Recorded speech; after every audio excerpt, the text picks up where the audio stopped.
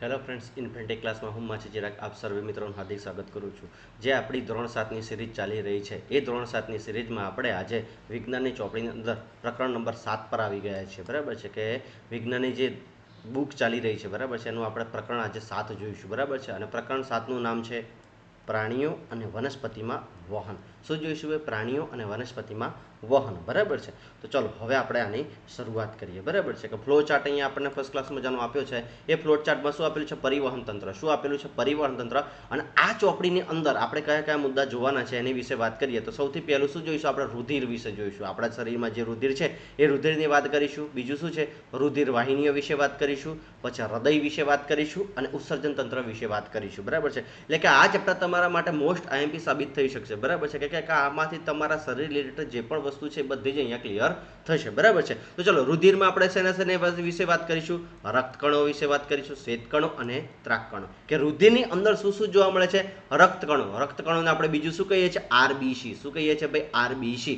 શ્વેતકણોને આપણે શું કહીએ છીએ? ડબલ્યુબીસી. અને ત્રાકકણોને શું કહે છે? પ્લેટલેટ્સ. બરાબર છે, તો આ ત્રણ વિશે આપણે વાત કરીશું. બરાબર છે, ચેપ્ટરની અંદર કે રુધિરની અંદર શું જોવા મળે છે? આપણને ત્રણ વસ્તુ જોવા મળે છે, ત્રણ કણો જોવા મળે છે. કયા કયા? રક્તકણ, શ્વેતકણ અને ત્રાકકણ. બરાબર છે, કે રક્તકણનું બીજું નામ શું છે? આરબીસી. શ્વેતકણનું નામ શું છે? ડબલ્યુબીસી. અને ત્રાકકણનું નામ શું છે? પ્લેટલેટ્સ. બરાબર છે, ચલો હવે બીજો ટોપિક આવશે રુધિર વાહિનીઓ. રુધિર વાહિની અંદર આપણે શેનો વિશે અભ્યાસ કરીશું? શીરા અને ધમની વિશે વાત કરીશું. બરાબર છે, અને ચોથું શું છે? હૃદય. બરાબર છે, કે પંપ જેવું કાર્ય કરતું અંગ જે રુધિર અને તેના રહેલા દ્રવ્યોનું વહન કરે છે. બરાબર છે, તો આજે આપણે આખું હૃદય તમારા દિમાગમાં સેટ કરીશું. બરાબર છે, કે આપણું હૃદય જે કાર્ય કરે છે એ કઈ રીતના કાર્ય કરે છે. બરાબર છે, એના ખંડો કેટલા છે, શું છે, બધી જ આપણે ચર્ચા કરીશું.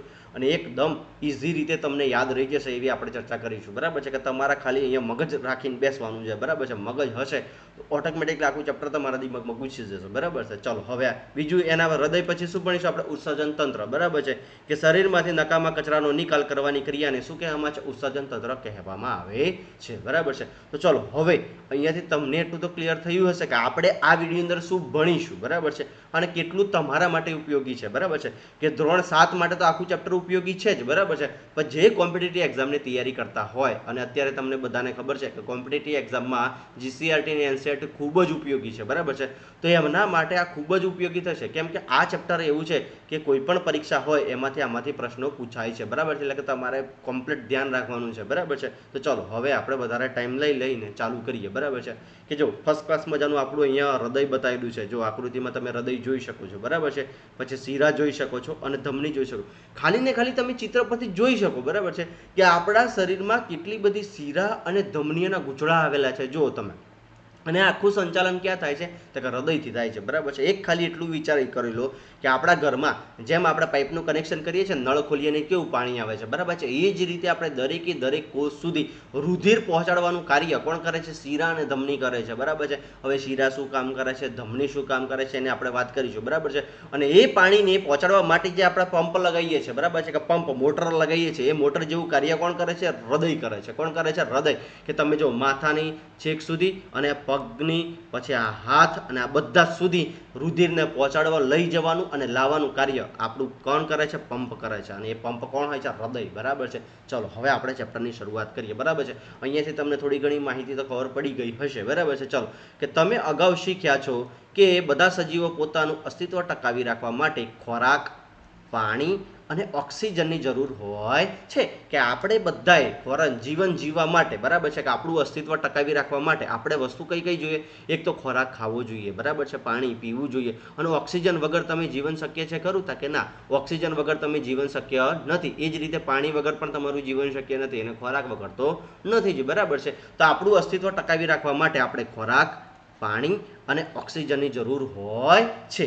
તેઓને આ બધું તેમના શરીરના એક ભાગથી બીજા ભાગમાં વહન કરવું જરૂરી છે. આપણે ખોરાક તો લઈ લઈએ છીએ, પણ એક ભાગથી બીજા ભાગમાં વહન કરવું પણ જરૂરી છે. બરાબર છે, તો ચાલો ઉપરના પ્રાણીઓને ઉત્સર્જિત પદાર્થો શરીરમાં જે ભાગમાંથી નિકાલ કરી શકાય ત્યાં સુધી પહોંચાડવા પણ જરૂરી છે. એમાંથી પોષક દ્રવ્યો મેળવી લીધા પછી એનો નિકાલ કરવો પણ જરૂરી છે. બરાબર છે, ચલો શું તમે આશ્ચર્ય થાય છે કે આટલું બધું કેવી રીતે થતું હશે. આકૃતિ 7.1 જુઓ, બરાબર છે. આકૃતિને હમણાં આપણે ચર્ચા કરી, આકૃતિમાં જોવાનું કહે છે. શું તમને હૃદય અને રુધિર વાહિનીઓ જોઈ શકો છો? શું હૃદય, જો આ હૃદય ફર્સ્ટ ક્લાસ મજાનું, અને બીજી બધી રુધિર વાહિનીઓ તમે જોઈ શકો છો? તો કે હા, આપણે જોઈ શકીએ છીએ. તેઓ આ બધા જ પદાર્થોના વહનનું કાર્ય કરે છે, કે આપણા શરીરમાં બધા જ પદાર્થોનું વહનનું કાર્ય કોણ કરે છે? રુધિર વાહિનીઓ અને હૃદય કરે છે, બરાબર છે. કે આપણે બધાને જ ખબર છે કે હૃદય ધબકતું બંધ થઈ જાય એટલે માણસ મૃત્યુ પામે છે, બરાબર છે. એટલે કે હૃદય જો બંધ થયું તો માણસનું અસ્તિત્વ શક્ય નથી, બરાબર છે. તો હૃદયને કામ કરવું જરૂરી છે. સાથે મળીને પરિવહન તંત્ર એટલે કે રુધિરાભિસરણ તંત્ર રચે છે. અને આ પ્રકરણમાં તમે વનસ્પતિ અને પ્રાણીઓમાં પદાર્થોના વહનનો અભ્યાસ કરશો. કે આપણે શું કરીશું ભાઈ આ ચેપ્ટરની અંદર? કે પ્રાણીઓ અને વનસ્પતિઓમાં વહનનો અભ્યાસ કરીશું, બરાબર છે. ચલો, ક્લિયર થયું ભાઈ બધાને? આટલા સુધી આ પહેલી સ્લાઇડ ક્લિયર છે બધાને? હા, કે આમાં શું છે કે રુધિરાભિસરણ તંત્ર, રુધિર વાહિનીઓ, બરાબર છે, હૃદય, આ બધું જ આપણા શરીરમાં જે ખોરાક ખાઈએ છીએ, પાણી પીએ છીએ, ઓક્સિજન લઈએ છીએ, આ બધાનું વહન કરવાનું કાર્ય કોણ કરે છે? રુધિરાભિસરણ તંત્ર કરે છે, બરાબર છે. રુધિરાભિસરણ તંત્રમાં કોનો સમાવેશ થાય છે? તો કે હૃદય અને વાહિનીઓનો સમાવેશ થાય છે, રુધિર વાહિનીઓનો સમાવેશ થાય છે. રુધિર વાહિની અંદર કોણ કોણ આવે છે? તો કે ધમની અને શીરા આવે છે, બરાબર છે. તો આપણા શરીરમાં જે પણ આપણે ખોરાક ખાઈએ છીએ, પાણી પીએ છીએ, ઓક્સિજન છે, આ બધાનું વહન કરવાનું કાર્ય કોણ કરે છે? રુધિર કેશિકાઓ કરે છે, બરાબર છે. અને કઈ રીતના થાય છે એને આપણે આગળ જોઈએ, બરાબર છે. હવે આપણે શું જોવાનું છે? પરિવહન તંત્ર, બરાબર છે. કેમ કે આપણે હમણાં જ ક્લિયર કર્યું પહેલી સ્લાઇડ પરથી કે પરિવહન તંત્ર, બરાબર છે. કે પરિવહન તંત્ર જ એવું છે કે જે આપણા એક ભાગથી બીજા ભાગ સુધી વહન કરવાનું કાર્ય કરે છે. અને આને આપણે શું નામ આપ્યું છે? પરિવહન તંત્ર. તો ચલો પરિવહન તંત્રની આપણે વાત કરીએ. અને જો પરિવહન તંત્રમાં સૌથી પહેલા શું આવી ગયું? રુધિર આવી ગયું. શું આવી ગયું? રુધિર. કે જ્યારે તમારા શરીર પર ઘા પડે છે ત્યારે શું થાય છે? ચલો, આપણા શરીર પર કોઈ ઘા પડે છે, શું થાય છે? તો કે એમાંથી લોહી નીકળવાની શરૂઆત થઈ જાય છે. તમારું આખું શરીર લઈ લો, બરાબર છે. આખા શરીર પર તમને કોઈ પણ જગ્યાએ ઘા લાગ્યો હોય, કે તમે કોઈ જગ્યાએ ઠોકર ખાઈને પડ્યા હોય, તમને ચપ્પુ વાગી ગયું હોય, કંઈ પણ થયું હોય, કે આપણા શરીરમાં કોઈ પણ ઘા પડે છે, તો સૌથી પહેલા શું બહાર આવે છે? કે રુધિર બહાર આવે છે. શું આવે છે? રુધિર બહાર આવે છે. જો અહીંયા કે રુધિર બહાર આવે છે. પરંતુ રુધિર શું છે? આપણને બધાને ખબર છે કે રુધિર છે શું? તો રુધિર એ પ્રવાહી છે. રુધિર એ શું છે ભાઈ? પ્રવાહી છે, જે રુધિર વાહિનીઓમાં વહે છે. જે શેમાં વહે છે ભાઈ? રુધિર વાહિનીઓમાં વહે છે. ક્લિયર થાય છે ભાઈ? પ્રવાહી, જે આપણને રુધિર બહાર આવે છે. રુધિર છે શું? તો કે રુધિર એ પ્રવાહી છે, બરાબર છે. એ રુધિર ક્યાંથી? તો કે રુધિર વાહિનીઓમાંથી વહે છે. તે પાચિત ખોરાકના ઘટકોનું નાના આંતરડાથી શરીરના વિવિધ ભાગો તરફ વહન કરે છે. આપણે બધા પાચન તંત્ર ભણ્યા જ ત્યાં, બરાબર છે. કે આપણે ખોરાક ખાઈએ છીએ, મોંમાં ખાઈએ છીએ, પછી અંદળીમાં જાય છે, જઠરમાં વલોવાય છે, પછી ક્યાં જાય છે? તો કે નાના આંતરડામાં જાય છે. અને નાના આંતરડાની અંદર જે આખા ખોરાકનું શોષણ થાય છે, બરાબર છે, એ ખોરાકનું શોષણ દરેક કોષ સુધી લઈ જવાનું કાર્ય કોણ કરે છે? તો કે આ નાના આંતરડાના, જો આ દરેક ભાગ આ પરિવહન તથા કે રુધિર લઈ જવાનું કાર્ય કરે છે. અને એ શું કરે છે? ફેફસામાંથી ઓક્સિજનને શરીરના કોષો સુધી લઈ જાય છે. અને તે શરીરના ઉત્સર્ગ દ્રવ્યોનો શરીરમાંથી નિકાલ પણ કરે છે, બરાબર છે. કે રુધિરનું કાર્ય શું હોય છે? બરાબર છે. જો કમ્પ્લીટ સમજી લેજો કે આપણે રુધિર વગર આપણે જીવી શકતા નથી. અને બધા એવું કહે છે, બરાબર છે, કે જો રુધિર સારું, એનું બધી જ વસ્તુ સારું. કેમ સારું? તો કે આપણે ખોરાક તો ખાધો, બરાબર છે, ખોરાક નાના આંતરડામાં શોષણ થાય છે, પણ એ શોષણ થયા પછી દરેક કોષ સુધી લઈ જવાનું કાર્ય કોણ કરે છે? રુધિર કરે છે ભાઈ. કોણ કરે છે?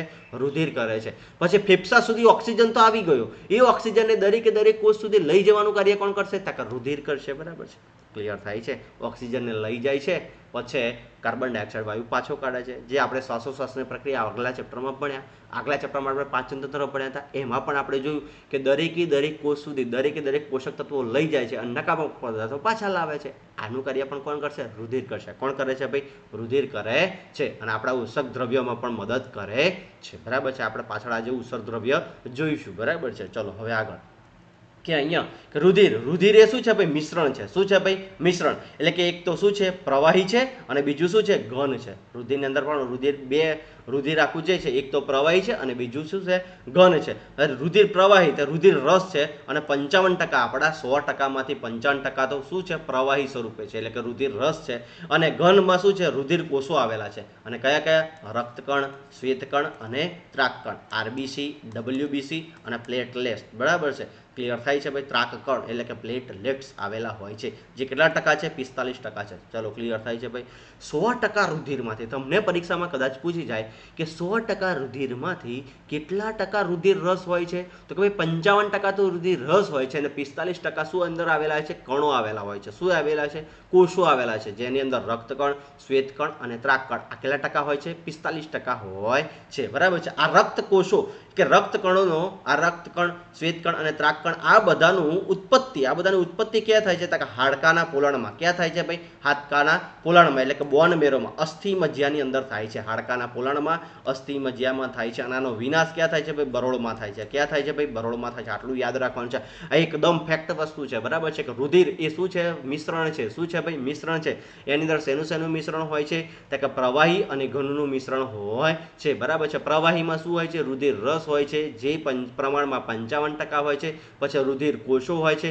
કોષોના અંદર કેટલા કોષો હોય છે? તો કે રક્તકણ, શ્વેતકણ અને ત્રાકકણ. આ કણો કેટલા ટકા હોય છે? 45% હોય છે. આ કણો ક્યાં ઉત્પન્ન થાય છે? તો કે અસ્થિ મજ્જા, હાડકાના પોલાણમાં અને બોન મેરોમાં ઉત્પન્ન થાય છે. અને આ બધાનો વિનાશ ક્યાં થાય છે? તો કે બરોળમાં જઈને આમનો વિનાશ થાય છે. ક્લિયર થયું ભાઈ બધાને? ચલો હવે આગળ ભણીએ આપણે કે રુધિર વિવિધ પદાર્થોનું વહન કેવી રીતે શક્ય છે? રુધિર તરલ પદાર્થ છે. શું નું બનેલું હોય છે, જેને રુધિર રસ કહે છે, જેમાં વિવિધ પ્રકારના કોષો આવેલા હોય છે. અને રુધિરનો રંગ લાલ કેમ હોય છે? આના વિશે આપણે ચર્ચા કરીએ કે રુધિરનો રંગ લાલ કેમ હોય છે. બરાબર છે. જો આ સ્લાઇડમાં આપણે રક્તકણ, શ્વેતકણ અને ત્રાકકણનો અભ્યાસ કરીશું. બરાબર છે. અને આની ડિટેલ જે માહિતી આપણે પરીક્ષામાં ફેક્ટ બેઝ પૂછાય છે એને પણ આપણે જોઈએ છે. બરાબર છે. પણ આપણી ચોપડી ધોરણ 7ની ચોપડી રિલેટેડ કેટલું આપેલું છે જોઈએ. રક્તકણ, તો રક્તકણનું પૂરું નામ શું છે? રેડ બ્લડ સેલ, એટલે કે આરબીસી. ચલો પહેલું નામ ક્લિયર થયું ભાઈ. રક્તકણનું નામ શું છે? આરબીસી. આરબીસીનું પૂરું નામ શું છે? Red blood cell. ક્લિયર થયું? ચલો હવે એ એક પ્રકારના કોષો છે જે લાલ રંજક દ્રવ્ય હિમોગ્લોબિન ધરાવે છે. ભાઈ રક્તકણો શું ધરાવે છે? લાલ રંજક દ્રવ્ય ધરાવે છે, જેનું નામ શું છે? હિમોગ્લોબિન. કે લાલ રંજક દ્રવ્ય હિમોગ્લોબિન ધરાવે છે. બરાબર છે. અને હિમોગ્લોબિન ઓક્સિજન સાથે જોડાય છે અને તેનું શરીરના બધા જ ભાગો તેમજ અંતે તમામ કોષો સુધી વહન થાય છે. કે આ હિમોગ્લોબિન ઓક્સિજન સાથે જોડાય છે અને તે શરીરના બધા જ ભાગો તેમજ અંગો સુધી પહોંચે છે. હિમોગ્લોબિન વિના શરીરમાં બધા ભાગોને સક્ષમ રીતે ઓક્સિજન પહોંચાડવો એ ખૂબ જ અઘરું છે. જો હિમોગ્લોબિન ના હોય તો દરેક કોષ સુધી ઓક્સિજન પહોંચાડવો અઘરો પડી જાય છે. કે હિમોગ્લોબિનની હાજરીના લીધે રુધિરનો લાલ રંગ હોય છે. કે જે પહેલીને હમણાં પ્રશ્ન થયો હતો, બુજોને પ્રશ્ન થયો હતો કે રુધિરનો રંગ લાલ કેમ હોય છે? તો કે હિમોગ્લોબિનની હાજરીના લીધે રુધિરનો રંગ કેવો હોય છે ભાઈ? લાલ હોય છે. કેવો હોય છે? લાલ હોય છે. ચલો હવે રક્તકણો વિશે ક્લિયર થઈ ગયું બધાને? ચલો રક્તકણ વિશે શોર્ટમાં માહિતી મેળવી લે. રક્તકણનું બીજું નામ શું છે? તો આરબીસી. શું છે ભાઈ? આરબીસી. આરબીસીનું પૂરું નામ શું છે? Red blood cell. આની અંદર રક્તકણોની અંદર શું જોવા મળે છે? તો લાલ રંગનું રંજક દ્રવ્ય જોવા મળે છે. શું જોવા મળે છે? લાલ રંગનું રંજક દ્રવ્ય જોવા મળે છે, જેનું નામ શું છે? હિમોગ્લોબિન. અને આ હિમોગ્લોબિનના લીધે જ રુધિરનો રંગ કેવો હોય છે? તો લાલ હોય છે. હવે આ હિમોગ્લોબિન શું કાર્ય કરે છે? તો કે હિમોગ્લોબિન ફેફસા, એટલે કે આપણા જે શરીરમાં દરેક કોષો સુધી હિમોગ્લોબિન ઓક્સિજન પહોંચાડવાનું કાર્ય કરે છે. જો હિમોગ્લોબિન પૂરી માત્રામાં ના હોય તો દરેક કોષ સુધી ઓક્સિજન પહોંચાડવો અઘરો પડી જાય છે. ક્લિયર થયું ભાઈ? રક્તકણો વિશે ક્લિયર થઈ ગયું. ચલો હવે આપણે જોઈએ શ્વેતકણો. કે રુધિરમાં શ્વેતકણો આવેલા હોય છે અને શ્વેતકણનું બીજું નામ શું છે? WBC, કે વ્હાઇટ બ્લડ સેલ. બરાબર છે. White blood cell. કે શ્વેતકણોનું બીજું નામ શું છે? White blood cell. એટલે કે આપણે શું કહે છે? WBC પણ કહે છે. જે શરીરમાં પ્રવેશતા જંતુઓ સામે લડે છે. કે આપણા શરીરમાં જે જંતુઓ પ્રવેશે એમના સામે લડાઈ કરવાનું કાર્ય કોણ કરે છે? તો કે શ્વેતકણો. લડાઈ કરવાનું એટલે કે તમને બધા મજા આવતી કે આપણે કેવું ફાઇટિંગ કરીએ. બરાબર છે. કે સામેવાળી પાર્ટી આવતો અને આ બાજુથી તો એવું જ કામ આપણા શરીરની અંદર જોવા મળે છે. બરાબર છે. કે તમે યુદ્ધમાં જોયું તો એક બાજુ આ બાજુ સેના આવે, બીજી બાજુ આ બાજુ સેના આવે, પછી ઘમાસાન યુદ્ધ થાય. બરાબર છે. એવું યુદ્ધ આપણા શરીરની અંદર રોજે રોજ થાય છે. અને આપણા સૈનિકો કોણ હોય છે? કહે છે ત્રાકકણો. અરે શ્વેતકણો હોય છે. કોણ હોય છે ભાઈ? શ્વેતકણો. કોણ હોય છે ભાઈ? શ્વેતકણો. જોજો હા, કઈ નાખી ઘટના તમને બધું મગજમાં ક્લિયર થઈ જશે. જો આ બાજુ સૈનિકો આવે છે, આ બાજુ કે તમારા શરીરમાં બરાબર છે અમુક બેક્ટેરિયા ઘૂસી ગયા. બરાબર છે. એ તમારા શરીરને બીમાર પાડી શકે એમ છે. એટલે કે તમારા શરીરમાં જેવા બેક્ટેરિયા ઘૂસશે એટલે તમારા સૈનિકો પણ તૈયાર થઈ જશે. બરાબર છે. આ બાજુ બેક્ટેરિયાના સૈનિકો, આ બાજુ તમારા સૈનિકો. બરાબર છે. અને ઘમાસાન યુદ્ધ થશે. બરાબર છે. આપણા સૈનિકો કયા? તો કે શ્વેતકણો, WBC. બરાબર છે. White blood cell. બરાબર છે. આ આપણે લડાઈ કરશે અને જો આપણા સૈનિકો જીતી ગયા તો આપણે બીમાર પડીશું નહીં. પણ જો સામેવાળા સૈનિકો જીતી જાય તો આપણે તૈયારીમાં બીમાર થઈ જઈશું. બરાબર છે? ક્લિયર થઈ ગયું બધાને? હા, સમજાય છે? હા, ક્લિયર થાય છે બધા? અને આ બધા સૈનિકો મૃત્યુ પામે ક્યાં જાય? બરોડમાં જઈને બચારા જતા રહે. અને નવા ક્યાંથી ઉત્પન્ન થાય? કસ્તી મજ્જામાંથી ઉત્પન્ન થાય. ક્લિયર થાય છે? જો મજા આવે છે કે નથી આવતી? બરાબર છે? ચલો, રક્તકણ વિશે શીખ્યા આપણે. શ્વેત કણ વિશે શીખ્યા, એટલે કે વ્હાઇટ બ્લડ સેલ વિશે શીખ્યા કે આપણા શરીરના રક્ષકો કોણ હોય છે. તો કે આપણા શરીરના રક્ષકો કોણ છે? શ્વેત કણો. બરાબર છે? હંમેશા એવી આશા રાખવાની કે શ્વેત કણો જીતે. શ્વેત કણો જીત્યા તો તમને સહેજ પણ રોગ થવા દેશે નહીં. બરાબર છે? ચલો હવે આગળ કે બુજો રમત રમતા નીચે પડી ગયો અને તેના ઘૂંટણમાં ઈજા થઈ. ઘામાં રુધિર બહાર આવે છે. થોડા સમય પછી તેણે જોયું કે રુધિર વહેતું અટકે છે અને ઘેરા લાલ રંગના ગંઠાઈ જાય છે અને બુજો આનાથી મૂંઝાઈ ગયો. બુજો બિચારો રમત રમતો હતો અને પડી ગયો. બરાબર છે? પડી ગયો એટલે ગોઠણ છોલાઈ ગયા. થોડી વાર તો લોહી આવ્યું, પછી લોહી ગંઠાઈ ગયું, લોહી બહાર નીકળતું બંધ થઈ ગયું. તો ગંઠાઈ જવામાં મદદ કોણ કરે છે? જો હા, તમારે જો આપણે આવું કામ કરો ને તો આપણે જિંદગીમાં આવું કામ ના કરીએ. જો કઈ રીતના તમને સમજાવું કે રુધિરનું ગંઠાવું એ રુધિરમાં રહેલા અન્ય પ્રકારના કોષો દ્વારા થાય છે, જેને ત્રાક કણો કહેવામાં આવે છે. જોજો હા, આ ત્રાક કણોનું કાર્ય શું હોય છે કે જેવું રુધિર બહાર શરીરની બહાર નીકળવાનું શરૂઆત થાય એટલે ત્રાક કણો શું કરશે? બરાબર છે? ત્રાક કણો જ્યાંથી રુધિર નીકળે છે ને ત્યાં ફટાફટ જાતે મરી જશે અને જાતે ત્યાં મરી જશે અને રુધિરને બહાર જતું અટકાવશે. બરાબર છે? કોણ છે? ત્રાક કણ. બરાબર છે? એટલે મજબૂત શું હોવા જોઈએ? તો કે સાહેબ શ્વેત કણો મજબૂત હોવા જોઈએ, ત્રાક કણો મજબૂત હોવા જોઈએ. બરાબર છે? અને રક્ત કણો પણ મજબૂત હોવા જોઈએ. બરાબર છે? જો ત્રાક કણો શું કરશે ખબર છે કે જેવો તમને ઘા વાગે છે, લોહી બહાર નીકળે છે, એટલે કે લોહીને બહાર નીકળવું અટકાવવા માટે ફટાફટ તમે જોયું હશે ખેતરમાંથી કદાચ તમે પાણી પાડતા હોય, પાણી પીવડાવતા હોય. બરાબર છે? પાણી એક પાળિયામાંથી તૂટી જતું હોય, પાણીને બહાર જતા તમે માટી નાખો છો કે નથી નાખતા? કે નાખો છો. બરાબર છે? વધારે પ્રમાણમાં માટી આવી જશે પછી રુધિર નીકળતું બંધ થઈ જશે. બરાબર છે? પ્રવાહી એટલે પાણી બહાર નીકળતું બંધ થઈ જશે. એ જ રીતે તમારા શરીર અંદર જ્યારે લોહી નીકળે છે ત્યારે ત્રાક કણો ફટાફટ મરવા લાગે છે. બરાબર છે? ત્રાક કણો મરવા લાગે છે અને રુધિરને તેથી બહાર જતું અટકાવે છે. બરાબર છે? કે જે તમને લાલ લાલ ગંઠાઈ જાય છે ને એ શું હોય છે? બધા ત્રાક કણો હોય છે. શું હોય છે? ત્રાક કણો. ત્રાક કણો જાતે કુરબાની આપી દે છે અને રુધિરને બહાર જતું અટકાવે છે. આવી કુરબાની તમે આપી શકો ખરા? તા કે ના? ચલો હવે ફર્સ્ટ ક્લાસ મજાના આપણે 3 જોયા. બરાબર છે? રક્તકણ, શ્વેતકણ, ત્રાકકણ. બરાબર છે? ચલો, રક્તકણનું બીજું નામ શું છે? તો કે આરબીસી. શું છે ભાઈ? આરબીસી. અને આરબીસીનું કાર્ય, આરબીસીનું પૂરું નામ રેડ બ્લડ સેલ. ચલો, શ્વેતકણ. શ્વેતકણનું બીજું નામ શું છે? ડબલ્યુબીસી. શું છે? ડબલ્યુબીસી. ડબલ્યુબીસીનું પૂરું નામ શું છે? White blood cell. બરાબર છે? ચોથું શું આવે છે? ત્રાકકણ. શું આવે છે? ત્રાકકણ. ત્રાકકણનું બીજું નામ શું છે? પ્લેટલેટ. શું જો અહીંયા શું છે? પ્લેટલેટ્સ. ક્લિયર થયું બધાને? ચલો, રક્તકણનું કાર્ય શું હોય છે? કે રક્તકણની અંદર લાલ કલરનું રંજક દ્રવ્ય જોવા મળે છે જેનું નામ શું છે? હિમોગ્લોબિન. અને આ હિમોગ્લોબિનના લીધે જ આપણા રુધિરનો રંગ કેવો હોય છે? લાલ હોય છે. કેવું હોય છે ભાઈ? લાલ હોય છે. બરાબર છે? અને આ હિમોગ્લોબિન આપણા દરેક કોષ સુધી ઓક્સિજન પહોંચાડવાનું કાર્ય કરે છે. ચલો હવે વિચાર કરો, રક્તકણ ના હોય તો શક્ય બને ખરું? તા કે ના? ચલો હવે શ્વેતકણની વાત આવી કે જ્યારે આપણા શરીરમાં બેક્ટેરિયા ઘૂસી જાય છે એમના સાથે લડાઈ કે એને આપણા શરીરમાં જે પણ બેક્ટેરિયા ઘૂસે છે એમના સાથે ઝઘડો કે લડાઈ કોણ કરે છે? તો કે શ્વેતકણ કરે છે. બરાબર છે? અને આપણા બેક્ટેરિયા જીતી જાય, આપણા શ્વેતકણો જીતી જાય તો આપણને કોઈ પણ પ્રકારનો રોગ થતો નથી. પણ જો આપણા શ્વેતકણો હારી જાય તો આપણને રોગ થાય છે. એટલે કે રોગ થવા પાછળ જવાબદાર કોણ છે? શ્વેતકણો.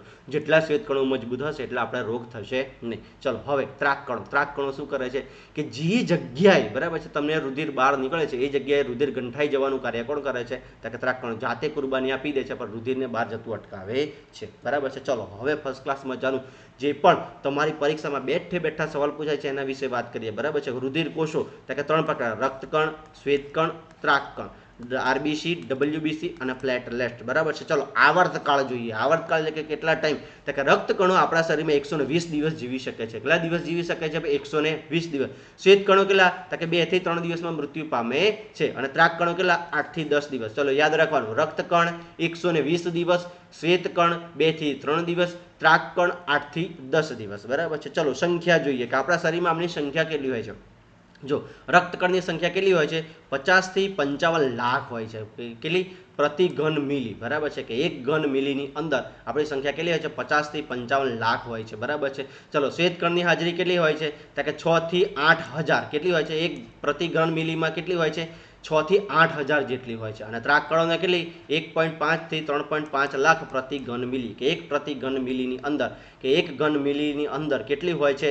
તો કે 5 થી 3.5 લાખ, શ્વેતકણો કેટલા હોય છે 6 થી 8,000 અને રક્તકણ કેટલા હોય છે 50 થી 55 લાખ હોય છે. ચલો કાર્ય શું હોય છે?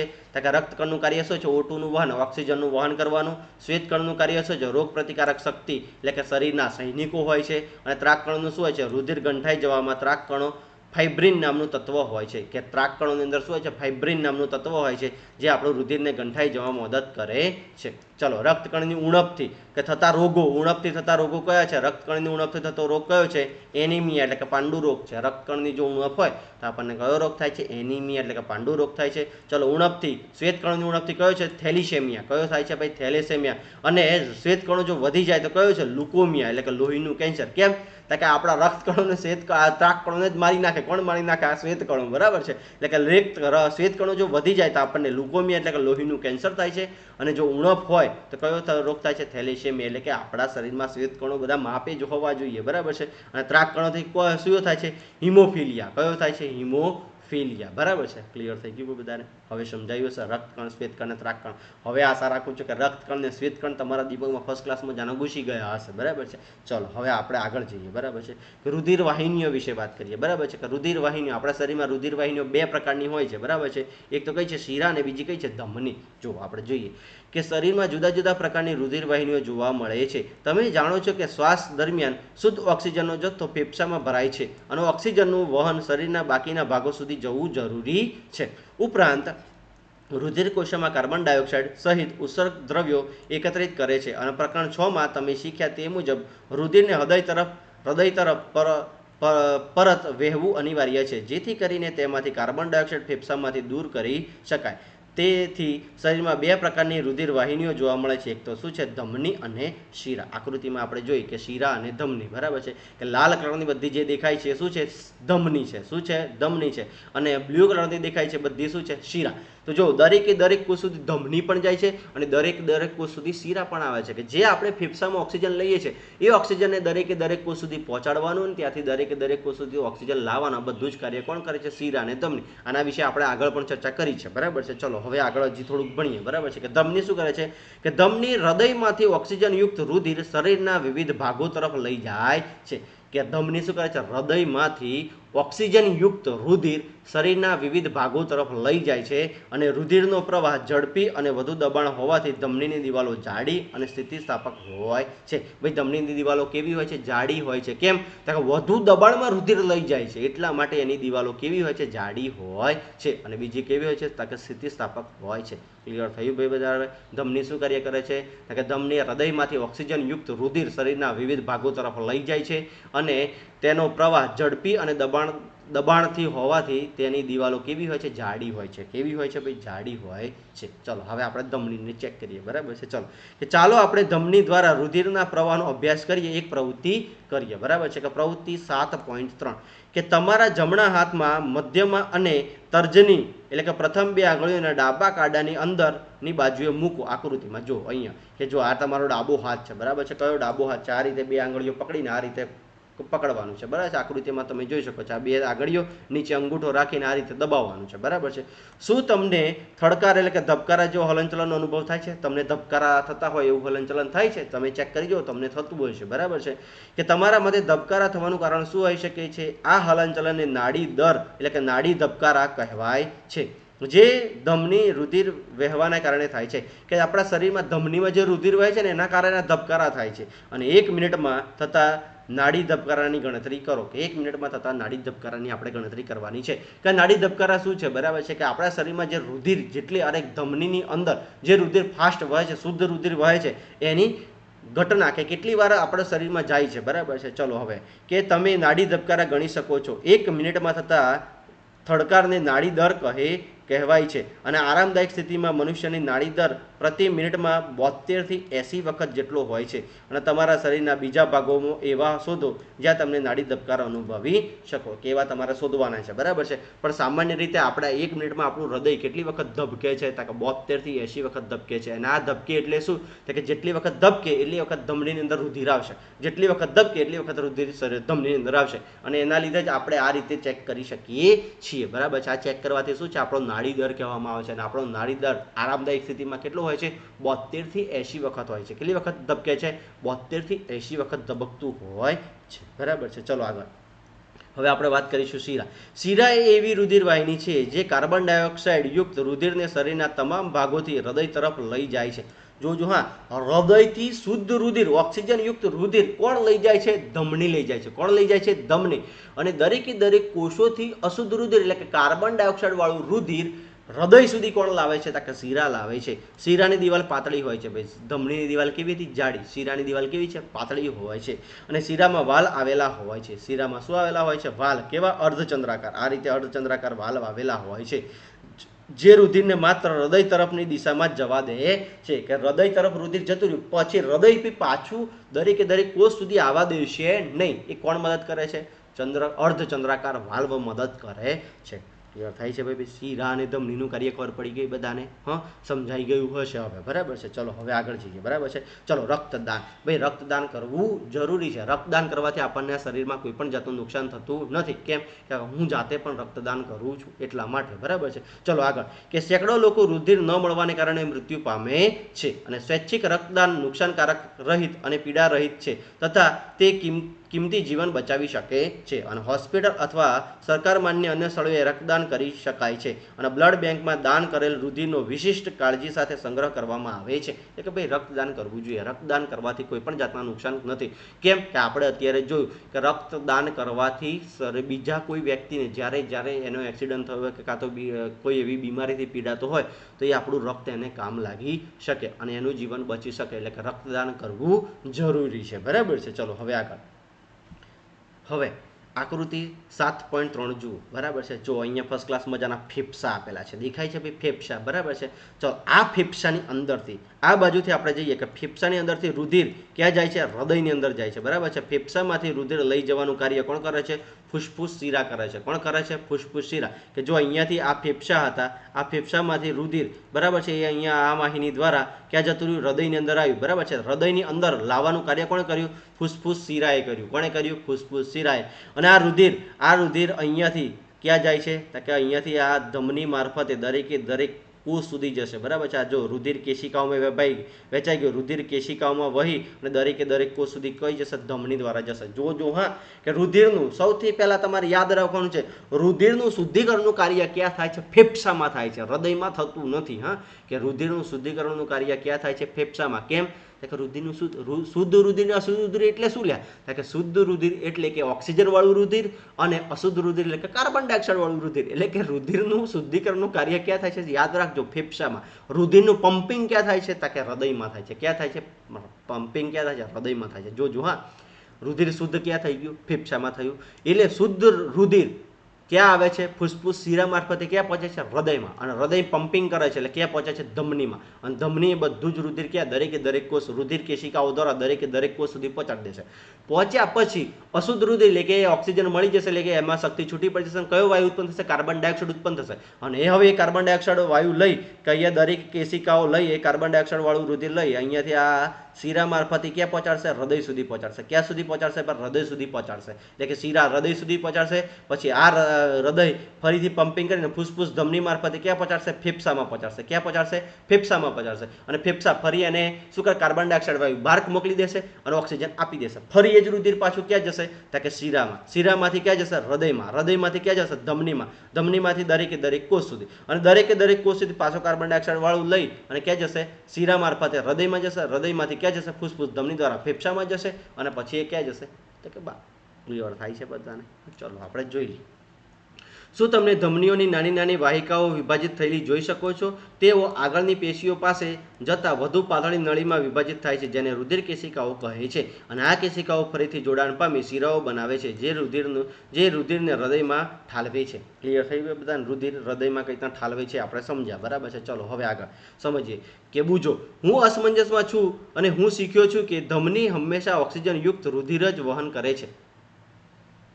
તો પહેલી એ સમજાવ્યું કે ફૂસ્ફૂસ ધમની રુધિરને હૃદયમાંથી લાવે છે. આથી તેને ધમની કહે છે. અને શિરા નહીં, તે કાર્બન ડાયોક્સાઇડ યુક્ત રુધિરને ફેફસા સુધી પહોંચાડે છે. અને ફૂસ્ફૂસ શિરા ઓક્સિજન યુક્ત રુધિરને ફેફસામાંથી હૃદય સુધી પહોંચાડે છે. આ બધું કન્ફ્યુઝન હતું એ અહીંયા દૂર થયું, બરાબર છે. અને હજી ના થયું તો આપણે ભણીએ છીએ, બરાબર છે. ચલો હૃદય ભણીએ, બરાબર છે. હવે આપણે હૃદય વિશે ભણીએ. પછી આખું હૃદય, આ જે આખા શરીરમાં રુધિરનું શું થાય છે આપણે એક શોર્ટકટ અને તમારા દિમાગમાં કમ્પ્લીટ બેસી જાય એવી આપણે ભણીશું, બરાબર છે. ચલો આગળ હૃદય ભણીએ કે હૃદય એ સતત ધબકતું અને પંપ તરીકે કાર્ય કરતું અંગ છે જે રુધિરને અને તેમાં રહેલા દ્રવ્યોનું વહન કરે છે. કલ્પના કરો કે એક પંપ જે વર્ષો સુધી અટક્યા વિના કાર્ય કરે છે તદ્દન અશક્ય છે કે આપણા ઘરે પંપ લાવે વર્ષ ચાલે ખરો કે ના, 2, 3, 4 વર્ષ પછી એ ખરાબ થઈ જાય. પણ આપણા હૃદયનું આપણું હૃદય જો બગડી ગયું તો આપણે જીવી શકીએ ખરા કે ના, વર્ષ ચાલે છે છતાં પણ આપણું હૃદય અટક્યા વિના પંપ તરીકે કાર્ય કરે છે. ચાલો હવે આપણે હૃદય વિશે શીખીએ. હૃદય એ ઉરસ ગુહામાં આવેલું નીચેની બાજુએ થોડુંક ડાબી બાજુએ નમેલું હોય છે. જો ડાબી બાજુએ સહેજ કેવું છે, નમેલું દેખાય છે બધાને. આ ડાબી બાજુ નમેલું છે.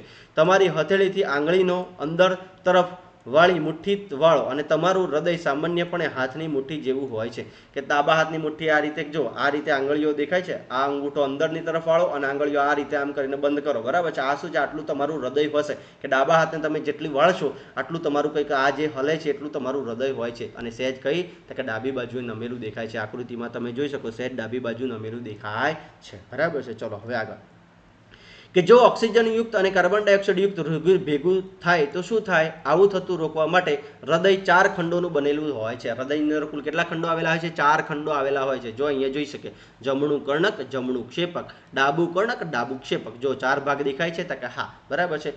અને નીચે 2 ખંડો ક્ષેપક તરીકે ઓળખાય છે. અને આકૃતિ 7.3માં તમે 7.4માં જોયું. આ બંને વચ્ચે આવેલા પડદાને કારણે ઓક્સિજનયુક્ત અને કાર્બન ડાયોક્સાઇડયુક્ત રુધિર ભેગું થતું નથી. આ વચ્ચે જે પડદો આવેલો હોય છે, બરાબર છે, આ પડદાના કારણે આ બંને રુધિર ભેગું થતું નથી, બરાબર છે. ચલો હવે આગળ જોઈએ કે પહેલીને આશ્ચર્ય થાય છે કે હૃદયના કયા ભાગમાં ઓક્સિજનયુક્ત અને કયા ભાગમાં કાર્બન ડાયોક્સાઇડયુક્ત રુધિર જોવા મળે છે.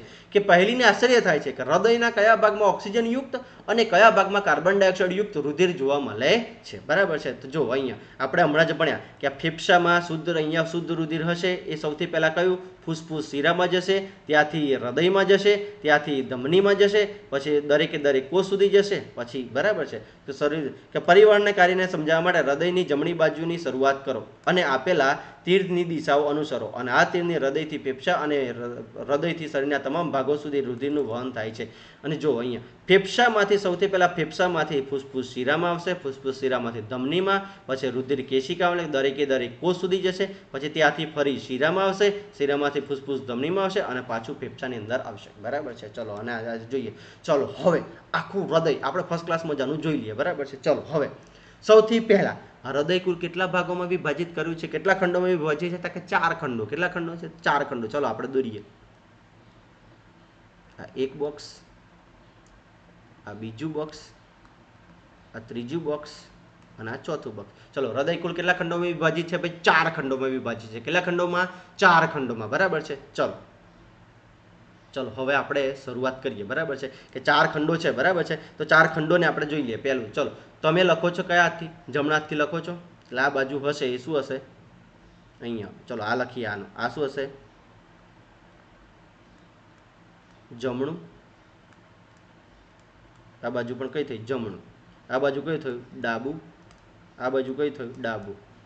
ચલો ક્લિયર થયું બધાને? જમણું ડાબું. તમે જે હાથથી લખો છો એટલે પહેલું જમણું લખવાનું, પછી ડાબું લખવાનું, જમણું લખવાનું, પછી ડાબું લખવાનું, બરાબર છે. ચલો આ ઉપર છે, બરાબર છે. આ છે એ શું છે? જમણું. કક્કો યાદ કરો. કક્કામાં પહેલાં શું આવે? કમળનો ક, બરાબર છે. એટલે જમણું શું આવશે? કર્ણક. તો આ બાજુ શું આવશે? ડાબું કર્ણક. ક્લિયર થયું? કર્ણક આવી ગયું તો હવે શું આવશે? ક્ષેપક. અહીંયા પણ શું આવશે? ક્ષેપક. ચલો ક્લિયર થઈ ગયું. આ બાજુ શું છે? ડાબું કર્ણક, અરે જમણું કર્ણક. જો આ જમણું કર્ણક, જમણું ક્ષેપક, ડાબું કર્ણક, ડાબું ક્ષેપક. ચલો ક્લિયર થઈ ગયા. હૃદય કેટલા ભાગમાં વિભાજિત છે? ભાઈ 4 ભાગમાં. જમણું કર્ણક, ડાબું કર્ણક, જમણું ક્ષેપક, ડાબું ક્ષેપક. ક્લિયર થઈ ગયું બધાને? અહીંયા ક્લિયર થાય છે ભાઈ. ચલો હવે વાલ્વ. આ બધા વચ્ચે વાલ્વ આવેલા છે. ચલો જમણું લખો. અહીંયા આપણે લખીએ જમણું. ભાઈ કેટલા અક્ષર છે? આ 1, 2 અને 3. કેટલા અક્ષર છે? 3. તો અહીંયા જમણા કર્ણક અને જમણા ક્ષેપક વચ્ચે કેટલો વાલ? ત્રિદલ વાલ હશે. 1, આ 2 અને 3. એટલે કયો? તો કે ત્રિદલ વાલ. ત્રિદલ વાલ્વ આવે. શું આવે ભાઈ? ત્રિદલ વાલ્વ આવે. અને ડાબું લખો. ચલો ડાબું લખીએ આપણે. ડાબુ. તો 1 અને 2 અક્ષર. તો અહીંયા કેટલા હતા કે 1 અને 2. તો અહીંયા કયો વાલ આવશે? દ્વિદલ કે દ્વિદલ વાલ્વ આવશે. બરાબર છે. ચલો ક્લિયર થાય છે ભાઈ બધાને? ક્લિયર થઈ ગયું બધાને?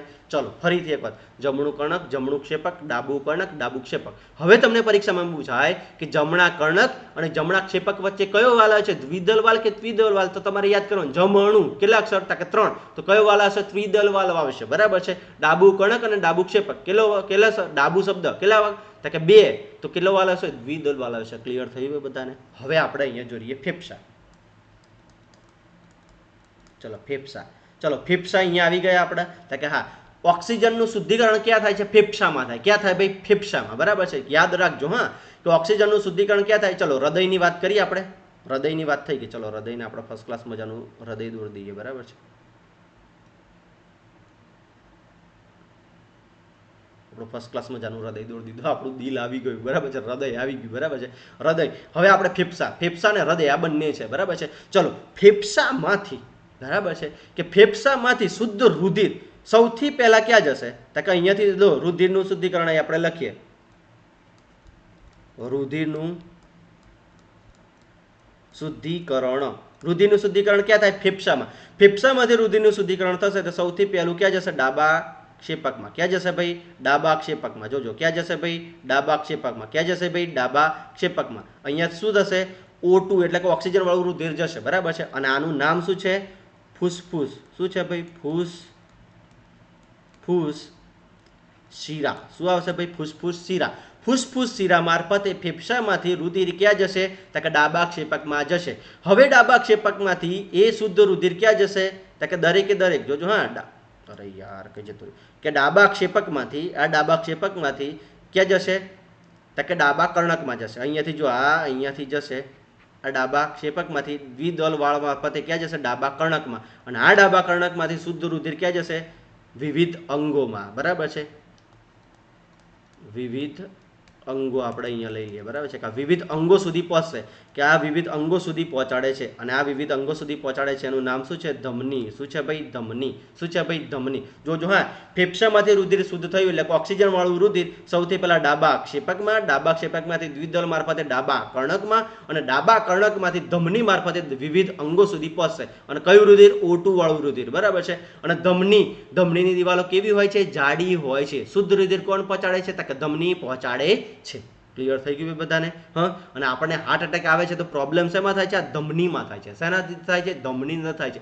આપણે કોલેસ્ટ્રોલ વાળો કે ચરબી વાળો વધારે ખોરાક ખાઈએ છીએ તો એ ચરબી બધી ક્યાં થાય છે? આ ધમનીની દિવાલોમાં ભેગી થાય છે. બરાબર છે. અને તમને બધાને આપણે હમણાં શીખ્યા કે શુદ્ધ રુધિર કેવું હોય છે? ઝડપથી હોય છે, કે ડાબા કણકમાંથી ઝડપથી રુધિર જશે. બરાબર છે. એટલા માટે આની દિવાલો કેવી હોય છે? સ્થિતિસ્થાપક હોય છે. બરાબર છે. સોરી હા, અહીંયાથી આ ફૂસફૂસ શિરા મારફતે સૌથી પહેલા રુધિર ક્યાં જશે? ડાબા કર્ણકમાં જશે. હા, ડાબા કર્ણકમાં જશે. આ ડાબા કર્ણકમાંથી અહીંયા આવશે. બરાબર છે. કે ડાબા કર્ણકમાંથી અહીંયા આવશે. ચલો આપણે પહેલા તો ડાબા કર્ણકમાં જશે, ડાબા કર્ણકમાંથી ડાબા ક્ષેપકમાં હશે, ડાબા ક્ષેપકમાંથી વિવિધ શરીરો અંગો સુધી જશે. બરાબર છે. આ થોડીક ભૂલ છે, સુધારી દેજો. બરાબર છે. સૌથી પહેલા શુદ્ધ રુધિર ક્યાં જશે ભાઈ? ડાબા કર્ણકમાં જશે. ક્યાં જશે ભાઈ? ડાબા કર્ણકમાં. ડાબા કર્ણકમાંથી દ્વિદલ મારફતે ક્યાં આવશે? ડાબા ક્ષેપકમાં, અને ક્ષેપક દ્વારા ધમનીમાં જશે. બરાબર છે. ક્ષેપક દ્વારા ધમનીમાં જશે અને ક્ષેપક દ્વારા દરેકે દરેક અંગો સુધી પહોંચાડશે. હવે આ દરેકે દરેક અંગો મારફતે એ રુધિર બધું ક્યાં આવશે?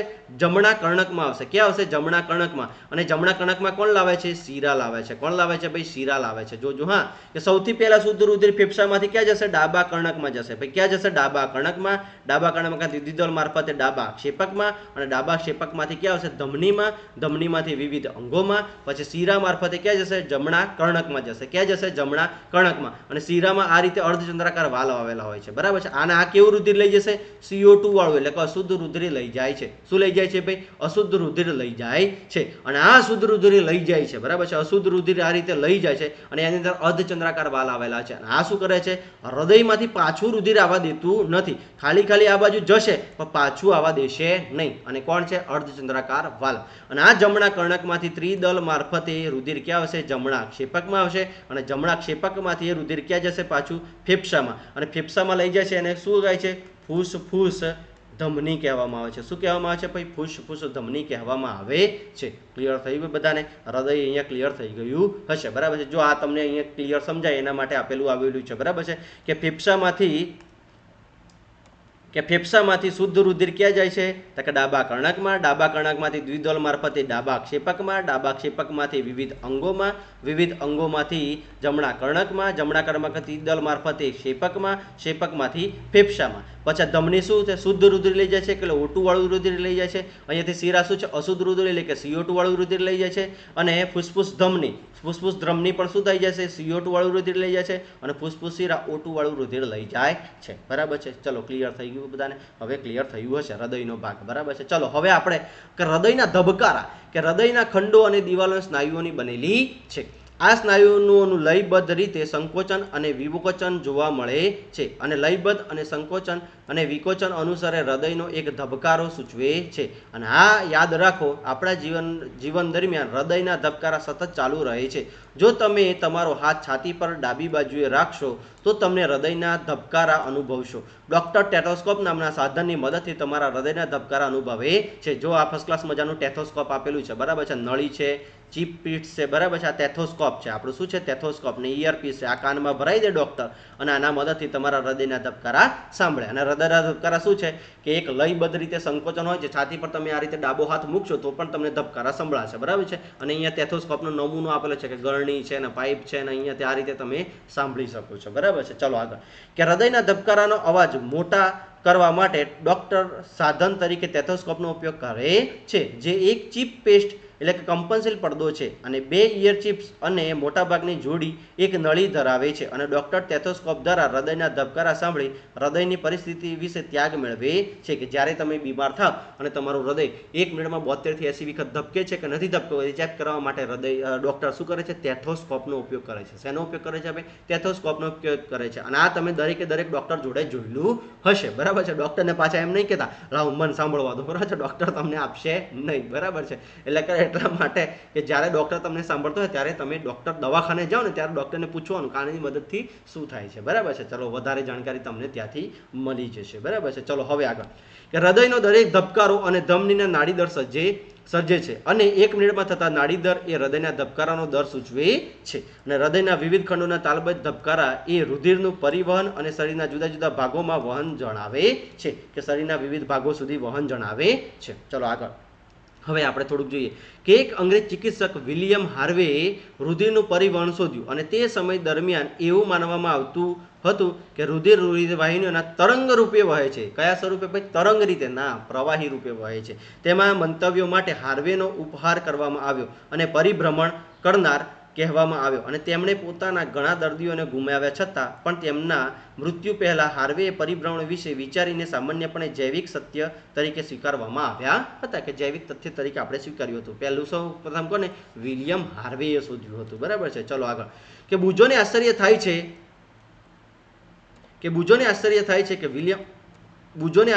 છે કે શું વાદળી પછી જળવાયુ હાઇડ્રા પણ રુધિર ધરાવે છે? ચલો જે બીજા સજીવો છે ને ભાઈ વાદળી સ્પંચ. બરાબર છે. કે વાદળી અને હાઇડ્રા પણ શું રુધિર ધરાવે છે? તો ચલો આગળ જોઈએ કે વાદળી અને જળવાયુ જેવા પ્રાણીઓ પરિવહન તંત્ર ધરાવતા નથી.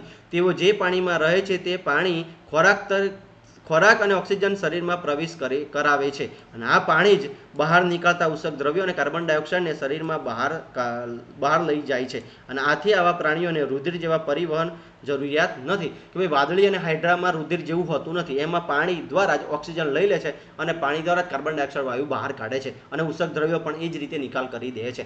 આની અંદર વાદળી અને હાઇડ્રાની અંદર રુધિર જોવા મળતું નથી. યાદ રાખજો હા તમે બધા કે વાદળી અને હાઇડ્રા જેવા પ્રાણીઓની અંદર રુધિર જોવા મળે છે કે ના. એ કઈ રીતના ઉત્સર્જન કરે છે તો કે પાણી દ્વારા જ ઓક્સિજન લે છે અને પાણી દ્વારા જ કાર્બન ડાયોક્સાઇડ વાયુ બહાર કાઢી દે છે. બરાબર છે. ચલો આગળ કે પ્રાણીઓમાં ઉત્સર્જન. હવે આપણે શું જાણવું છે? પ્રાણીઓમાં ઉત્સર્જન. ચલો યાદ કરો કે ઉચ્છ્વાસ દરમિયાન ફેફસા દ્વારા કેવી રીતે કાર્બન ડાયોક્સાઇડ ઉત્સર્જક દ્રવ્ય તરીકે નિકાલ પામે છે. આ રીતે આપણે કાર્બન ડાયોક્સાઇડ વાયુ બહાર કાઢીએ છીએ ને કઈ રીતના બહાર કાઢીએ છીએ જુઓ. બરાબર છે.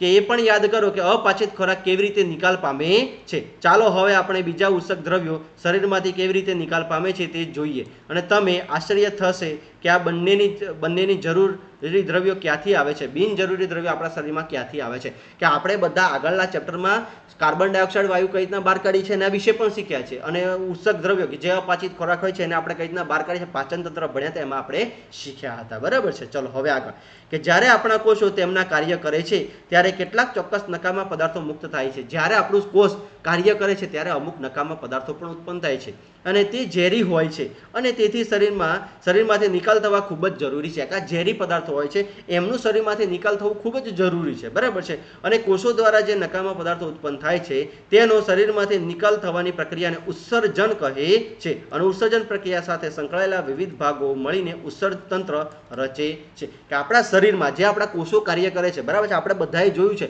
કે નાના આંતરડામાંથી જે કોષો શોષણ કરે છે એ દરેકે દરેક કોષ સુધી પહોંચે છે. જ્યારે ઓક્સિજન આવે છે તો ઓક્સિજનની હાજરીમાં ઉર્જા મુક્ત થાય છે, ત્યારે કાર્બન ડાયોક્સાઇડ અને નકામા પદાર્થો ઉત્પન્ન થાય છે. એ નકામા પદાર્થોને કઈ રીતના આપણે બહાર કાઢવા, એના માટે આપણે શું બનવું પડે? ઉત્સર્ગ તંત્ર બનવું પડે. અને ઉત્સર્ગ દ્રવ્યો, જે ઉત્સર્ગ દ્રવ્ય કેવા હોય છે? ઝેરી હોય છે, અને આપણા શરીરની બહાર કાઢવા ફરજિયાત છે. અને એ બહાર કાઢીએ છીએ અને આપણે શું કહીએ છીએ? ઉત્સર્ગ દ્રવ્ય કહીએ છીએ, કે ઉત્સર્ગ તંત્ર એના માટે ભણીશું. ચલો આગળ. મનુષ્યમાં ઉત્સર્ગ તંત્ર. મનુષ્યની અંદર ઉત્સર્ગ દ્રવ્ય શું હોય છે? કે રુધિરમાં રહેલા નકામા પદાર્થોને શરીરમાંથી નિકાલ થવો જોઈએ. અને આ કેવી રીતે શક્ય છે? તે માટે રુધિરના ગાળણની પ્રક્રિયા જરૂરી છે અને એ મૂત્રપિંડની રુધિર કેશિકાઓ દ્વારા આ કાર્ય થાય છે. એટલે કે હવે યાદ રાખવાનું છે, જો પહેલા રુધિરનું શુદ્ધિકરણ ક્યાં થયું ભાઈ? ફેફસામાં. ક્યાં થયું? ફેફસામાં. રુધિરનું પમ્પિંગનું કાર્ય કોણ કરે છે? હૃદય કરે છે, બરાબર છે. અને રુધિરનું ગાળણ કોણ કરે છે? તો કે મૂત્રપિંડ એટલે કે કિડની કરે છે.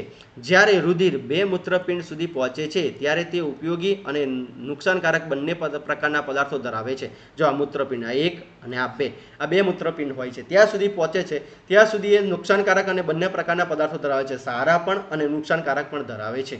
પછી ઉપયોગી પદાર્થોનું રુધિરમાં ફરીથી શોષણ થાય છે, કે ઉપયોગી પદાર્થો એ રુધિરમાં ફરી શોષણ પામે છે અને થાય છે. અને પાણીમાં દ્રવ્ય નકામો કચરો મૂત્ર સ્વરૂપે નિકાલ પામે છે. અને જે નકામો પદાર્થ હોય એ મૂત્ર સ્વરૂપે નિકાલ પામે છે.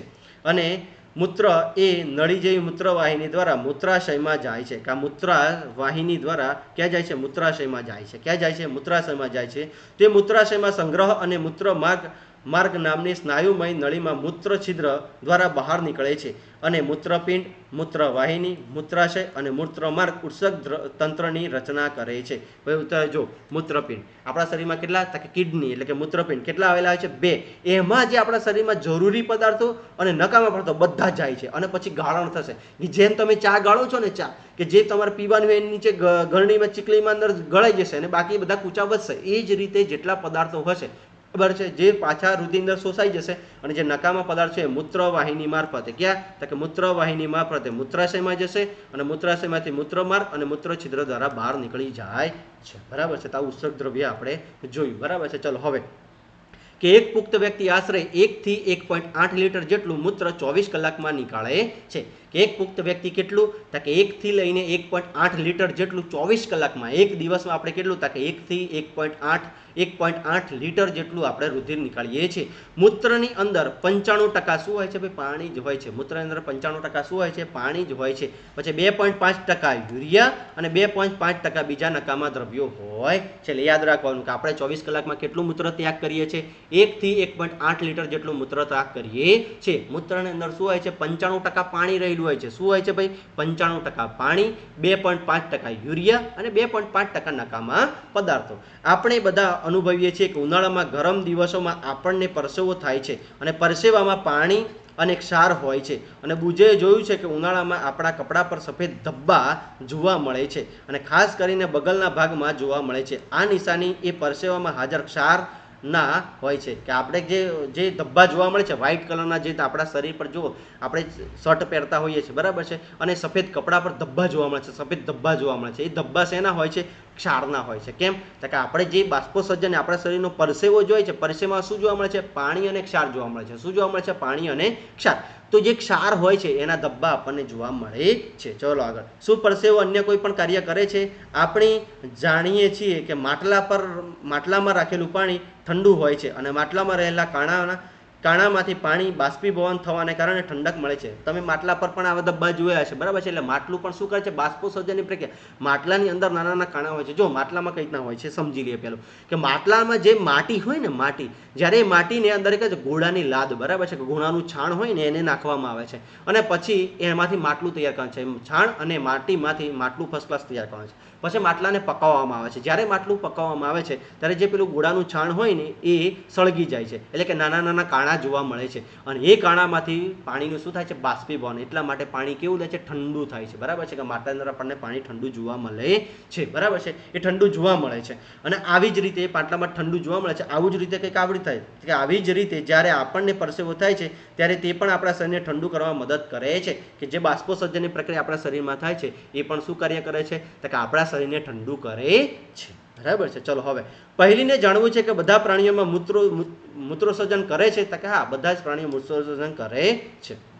ચલો આગળ. પ્રાણીઓમાં નકામા રસાયણો શરીરમાંથી નીકળવાની પ્રક્રિયા પાણીની માત્રા પર અવલંબે છે. જળચર પ્રાણીઓ જેવા કે માછલીઓ કોષોનો કરચલો એનોમિયા સ્વરૂપે ઉત્સર્જે છે જે સીધો જ પાણીમાં ઓગળી જાય છે. અને કેટલાક ભૂચર એટલે કે જમીન નિવાસી પ્રાણીઓ જેવા કે પક્ષીઓ, ગરોળીઓ કે સાપ અર્ધઘન સફેદ રંગનો પદાર્થ યુરિક એસિડ ઉત્સર્જે છે. અને મનુષ્યમાં મહદ અંશે ઉત્સર્ગ દ્રવ્ય તરીકે યુરિયા જોવા મળે છે કે આપણા મૂત્રમાં સૌથી વધારે શું જોવા મળે છે યુરિયા જોવા મળે છે, એટલે કે દરેક પ્રાણીઓ ઉત્સર્જન કરે છે. ચલો કેટલીક વાર મનુષ્યનું મૂત્રપિંડ ચેપ કે ઈજાને કારણે કામ કરતા બંધ થઈ જાય છે અને મૂત્રપિંડની નિષ્ફળતાને કારણે રુધિરમાંનો નકામો કચરો ભેગો થાય છે અને જ્યાં સુધી આવી વ્યક્તિ રુધિરને સમયાંતરે કૃત્રિમ મૂત્રપિંડ દ્વારા ગાળવામાં આવે ત્યાં સુધી જીવિત રહી શકે છે. અને આ પ્રકારને ડાયાલિસિસ કહેવામાં આવે છે કે કિડની બંને ફેલ થઈ જાય તો આપણા શરીરને શું કરવું પડે ડાયાલિસિસ એટલે શું કે રુધિરની અંદર જે પણ નકામો કચરો હોય એને બહાર કાઢવો અને સારું રુધિર શરીરની અંદર નાખવું. આને શું કહેવામાં આવે છે ડાયાલિસિસ કહેવામાં આવે છે.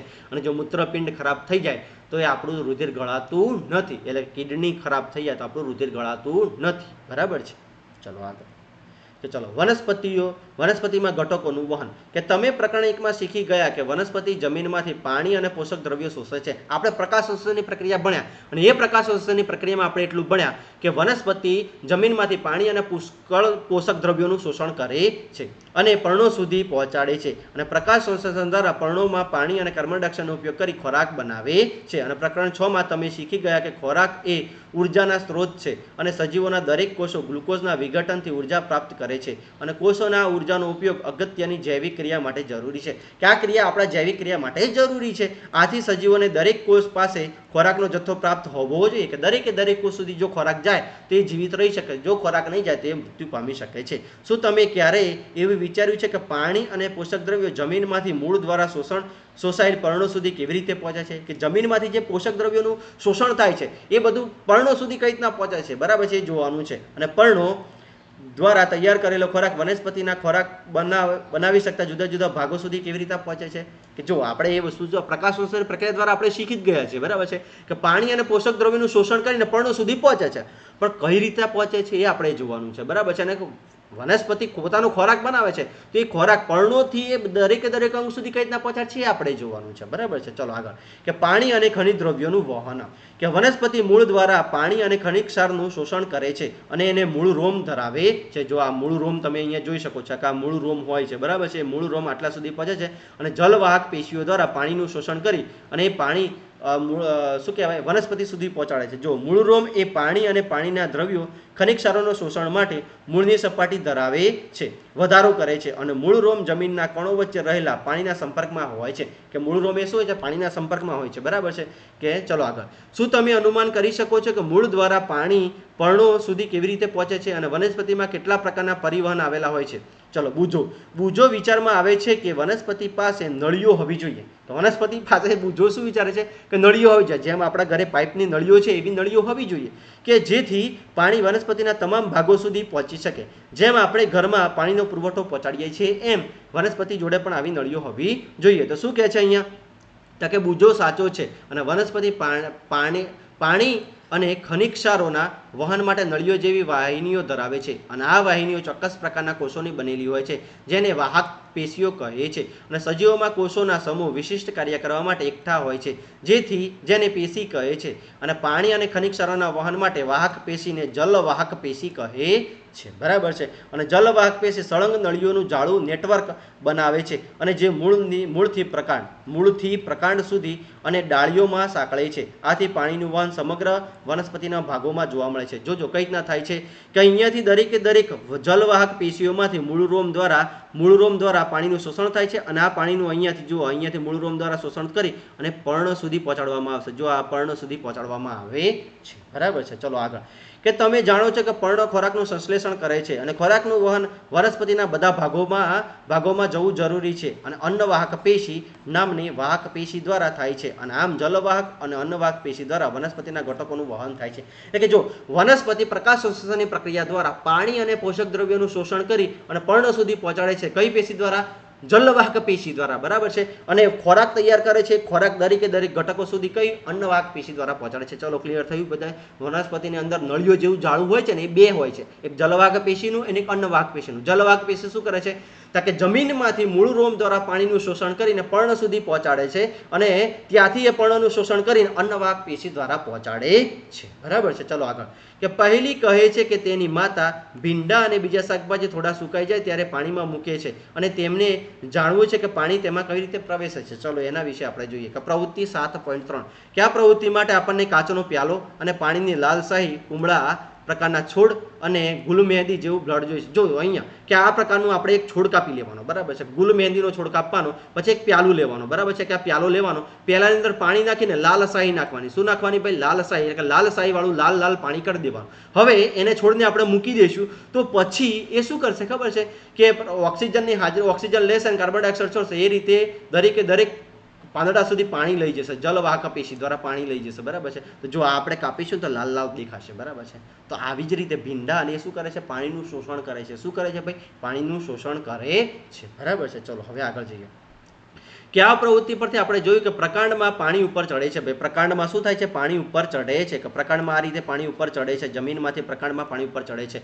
અને બીજા શબ્દમાં પ્રકાંડ પાણીનું વહન કરે છે અને લાલ શાહી જેમ પાણીમાં ઓગળેલ ખનિજ તત્વો પણ પર્ણોની સાથે ઉપર ચડે છે ત્યારે પ્રકાંડમાં સાંકડી નલિકાઓ દ્વારા પાણી અને ખનિજ તત્વો વનસ્પતિની શાખાઓ અને જોડાયેલા અન્ય ભાગો સુધી તરફ જાય છે. કે આ લાલ શાહી હતી એના લીધે આ લાલ જોવા મળે છે. એ જ રીતે આપણા દરેક અન્નવાહક પેશી અને જલવાહક પેશીના દ્વારા આ દરેક પાણીમાં ઓગળેલો ક્ષાર અને પોષક તત્વો અને પાણી પહોંચાડે છે, બરાબર છે. ચલો આગળ. બુજો જાણવા માંગે છે કે શા માટે વનસ્પતિ પુષ્કળ માત્રામાં પાણી જમીનમાંથી પાણીનું શોષણ કરે છે અને ત્યારબાદ બાષ્પોત્સર્જન દ્વારા ગુમાવે છે.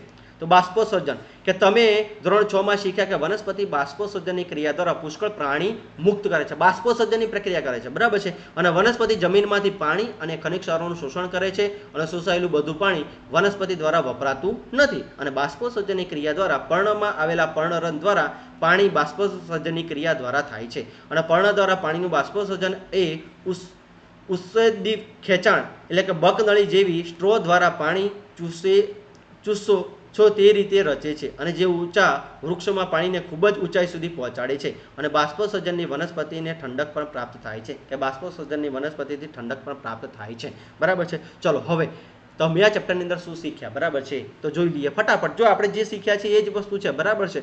તો મોટાભાગના પ્રાણીઓ મોટાભાગના પ્રાણીઓમાં રુધિર વહે છે જેના દ્વારા શરીરના વિવિધ ભાગોમાં ખોરાક અને ઓક્સિજન વિવિધ કોષો સુધી પહોંચે છે અને ઉત્સર્જન માટે વિવિધ ભાગોમાં ઉત્સર્ગ દ્રવ્યો પણ આવેલા હોય છે અને રુધિર વિસર્જનતંત્રમાં હૃદય અને રુધિર વાહિનીઓ ધરાવે છે અને મનુષ્યમાં રુધિર ધમની શિરા દ્વારા વહન પામે છે અને હૃદય પંપ તરીકે કાર્ય કરે છે. રુધિર એ રુધિર રસ, શ્વેતકણ, રક્તકણ અને ત્રાકકણો ધરાવે છે અને રુધિર તેમાં મળતા લાલ રંગના રંજક દ્રવ્ય હિમોગ્લોબિનના લીધે લાલ રંગનું જોવા મળે છે. એક પુખ્ત વ્યક્તિનું હૃદય પ્રતિ મિનિટે 72 થી 80 વખત ધબકે છે જેને ધબકારો કહે છે. ધમની હૃદયમાંથી રુધિરના શરીરના વિવિધ ભાગો સુધી જાય છે અને શિરાઓ શરીરના વિવિધ ભાગોમાંથી રુધિરના હૃદય સુધી લઈ જાય છે અને શરીરમાંથી નકામા કચરો બહાર નિકાલ કરવાની ઉત્સર્ગ ક્રિયા કહે છે. ચલો આ બધું આપણે જોયું છે એટલે ફટાફટ જોઈએ છે, બરાબર છે. કે મનુષ્યનું ઉત્સર્ગ તંત્ર 2 મૂત્રપિંડ, 2 મૂત્રવાહિની અને 1 મૂત્રાશય, 1 મૂત્ર માર્ગ ધરાવે છે. પરસેવા તરીકે ક્ષાર અને પાણી યુરિયા નિકાલ પામે છે. માછલીઓ એમોનિયા જેવા ઉત્સર્ગ દ્રવ્યોનો નિકાલ કરે છે. માછલીઓ શું? એમોનિયા જેવું નિકાલ કરે છે. આપણે શું? યુરિયા જેવું, જે સીધો પાણીમાં દ્રાવ્ય થઈ જાય છે. પક્ષીઓ, જીવજંતુઓ, ગરોળી જેવા અર્ધઘન સ્વરૂપે યુરિક એસિડનો નિકાલ કરે છે. જોજો હા, માછલીઓ શું? એમોનિયા, આપણે શું? યુરિયા, અને પક્ષીઓ અને જીવજંતુઓ શું? અર્ધઘન યુરિક એસિડ મુક્ત કરે છે, બરાબર છે. ચલો, પાણી અને ખનિજ તત્વો જમીનમાંથી મૂળ દ્વારા શોષાય છે અને વનસ્પતિના બધા ભાગોમાં જલવાહક પેશી દ્વારા પાણી શોષાય અને પોષક દ્રવ્યોનું વહન કરે છે. જલવાહક દ્વારા પાણી અને પોષક દ્રવ્યોનું શોષણ કરે છે. અને વનસ્પતિના બધામાં ખોરાકનું વહન અન્નવાહક પેશી દ્વારા થાય છે. અને બાષ્પોત્સર્જનની પ્રક્રિયા દ્વારા પર્ણરંધ્રમાંથી પુષ્કળ પ્રમાણમાં પાણી બાષ્પ સ્વરૂપે નિકાલ પામે છે. અને બાષ્પોત્સર્જન એક પ્રકારનું બળ રચે છે જે જમીનમાંથી મૂળ દ્વારા શોષાયેલ પાણીને ખેંચી લે છે અને તે પ્રકાંડ તથા પર્ણ સુધી પહોંચાડે છે. ચલો બીજું, શું તમે જાણો છો રુધિરનો અન્ય કોઈ વિકલ્પ નથી? જો લોકો ઓપરેશન કે ઈજા દરમિયાન રુધિર ગુમાવે અથવા તેમનું શરીરના પૂરતા પ્રમાણમાં રુધિર ઉત્પન્ન ન કરી શકતું નથી ત્યારે તેમને મેળવવાનો એક રસ્તો છે રક્તદાન. શું છે ભાઈ? રક્તદાન. એટલે કે આપણે રક્તદાન કરવું જોઈએ. જે સ્વયંસેવકો દ્વારા રુધિરનું દાન કરાય છે તે રુધિર સામાન્ય રીતે ઓછા જથ્થામાં જોવા મળે છે. અને રક્તદાન કરવાથી દાતાની શરીરની શક્તિઓ ઓછી થતી નથી. રક્તદાન કરવાથી આપણા શરીરની શક્તિઓ ઓછી થતી નથી. બરાબર છે. ચલો તો અહીંયા આપણે ચેપ્ટર નંબર 7 સારી એવું જોયું. હૃદય તમે જોયું, ઉત્સક દ્રવ્ય જોયું, વનસ્પતિ કઈ રીતના શોષણ કરે છે, રક્તદાન કરવાથી શું થાય છે, બધું જ આપણે જોયું. બરાબર છે. વિડીયો ગમે તો લાઈક કરો, શેર કરો અને તમારા મિત્રો સુધી પહોંચાડો. બરાબર છે. અસ્તુ. જય હિન્દ, જય ભારત.